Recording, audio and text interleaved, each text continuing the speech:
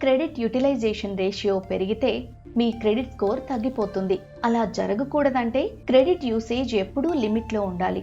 ఇందుకోసం తీసుకోవాల్సిన జాగ్రత్తలు ఇప్పుడు చూద్దాం. మొదటిది, క్రెడిట్ కార్డ్ నెలవారీ ఖర్చులపై లిమిట్ పెట్టుకోండి. మీ జీతం లేదా ఆదాయం ఆధారంగా ప్రతి నెల ఎంత ఖర్చు చేస్తే ఆన్ టైంలో తిరిగి చెల్లించగలరో ముందే నిర్ణయించుకోండి. అలాగే వారానికి కనీసం ఒక్కసారైనా మీ కార్డు ట్రాన్సాక్షన్ను చెక్ చేయండి. దీనివల్ల అదనపు ఖర్చులు జరగకుండా అన్నీ మీ బడ్జెట్ పరిధిలోనే ఉంటాయి. రెండవది, ప్రతి నెల డ్యూ డేట్కు ముందే క్రెడిట్ కార్డ్ బిల్లు మొత్తాన్ని పూర్తిగా చెల్లించండి. మినిమం డ్యూ పేమెంట్ ట్రాప్లో అస్సలు పడకండి. అలా చేస్తే మీపై 35% పైగా వడ్డీ భారం పడుతుంది.